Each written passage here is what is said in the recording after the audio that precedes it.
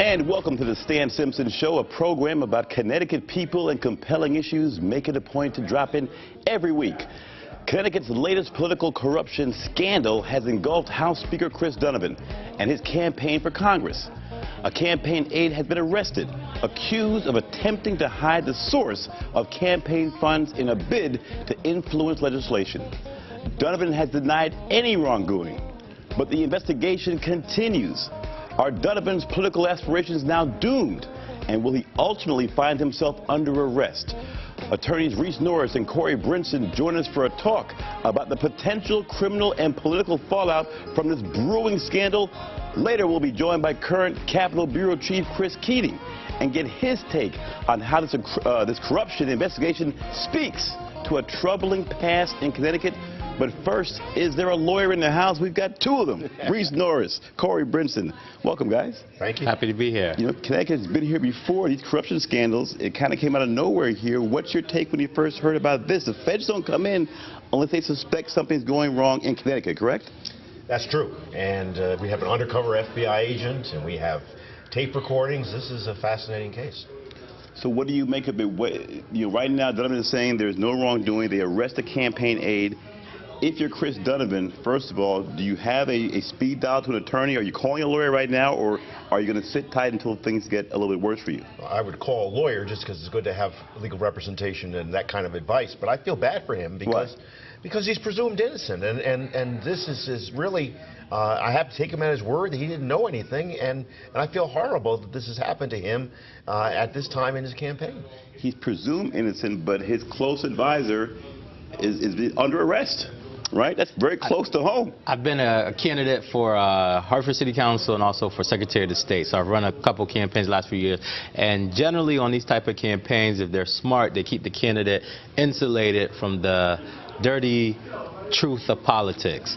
And so it's likely that Speaker Donovan might not have known that these contributions were coming from sources where they shouldn't have come. That's very possible, but he definitely should be in constant contact with counsel in case, so he does know what he should and should not do and work with the authorities. But best case scenario is that he wasn't involved in anything illegal.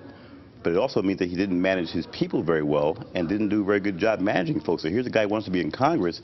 It doesn't speak to his managerial skills and even just being on top of what's happening with his campaign. Well, I've read those criticisms, and they may be valid, but obviously in a criminal aspect, it has no bearing.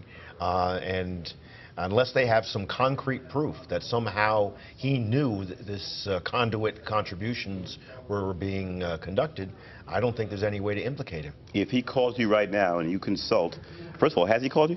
No, he hasn't. Yeah, did he call you? All right, so, okay. If he did call you guys, get a consultant, what area concerns you?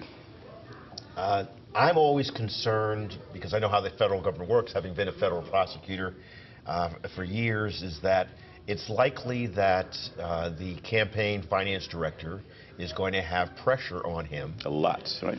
To provide information which will constitute what we call substantial assistance in the federal system. That is, to implicate someone in a higher position. And that pressure is most likely to be put on. Now, he may not have the information available, but I can guarantee that that's something the feds would be interested in hearing. Brinson? I would just say the political fallout, I think, is going to be enormous. I think Connecticut, Mayor Eddie Perez, Governor John Rowland, Senator Newton, I think Connecticut is tired of their public officials being involved with anything connected to corruption or the smell of it. And I think it's going to, which is already a very competitive race, I think it's going to make it very difficult for Speaker Donovan to perhaps be successful in that race with this type of cloud over him. If you're the attorney, what part of this case gives you comfort? We talked about what concerns you. If he comes to you, what part do you tell him, you know what, I think we're going to be okay because of this? Oh, if they don't have him on tape discussing something, that would give me comfort.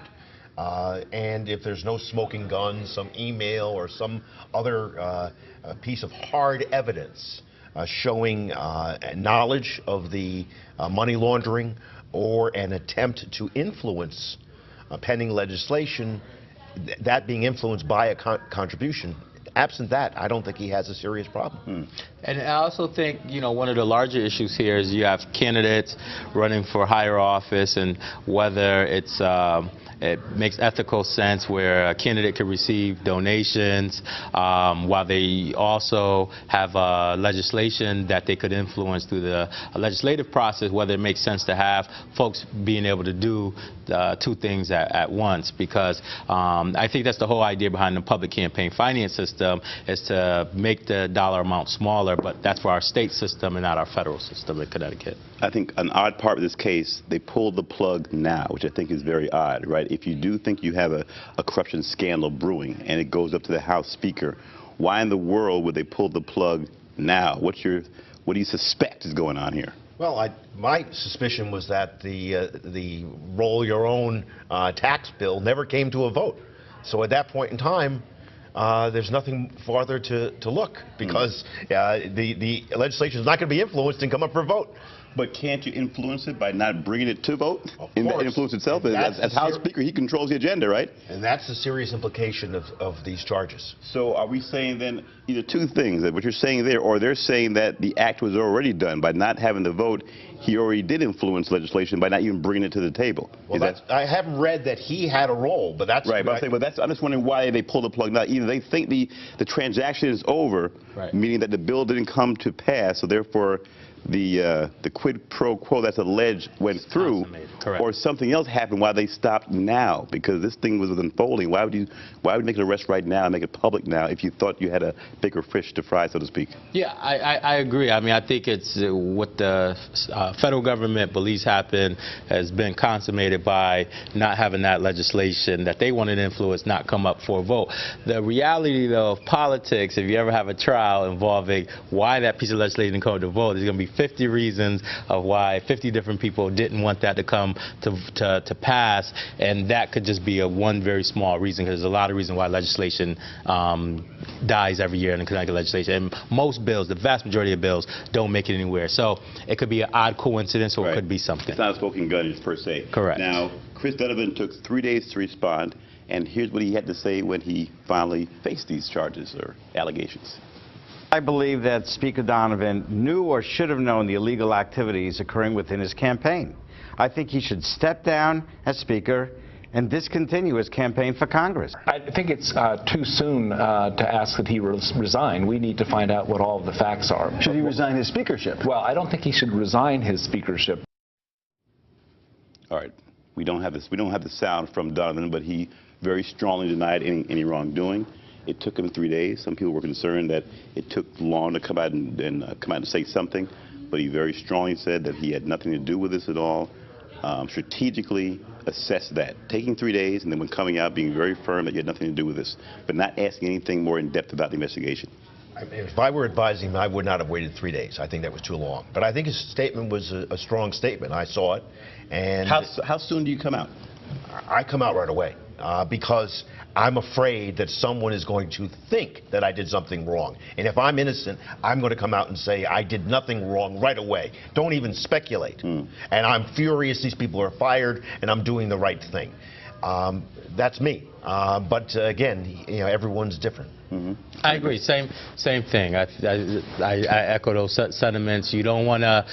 When you're talking to the cameras, you're talking to the potential jurors and perhaps any future criminal case of your own. All right. We'll talk about how strong those denials are, because almost everyone denies at first, right? Very rarely do you see them saying yes, they did it at first. It usually takes a while for it to come out. But we'll deal more with the allegations when we come back and talk to attorneys Reese, Norris, and Brinson about the potential criminal and political fallout from the latest corruption scandal in Connecticut. You are watching the Stan Simpson Show. Catch us online, ctnow.com/Stan. Follow us on Facebook and Twitter, too.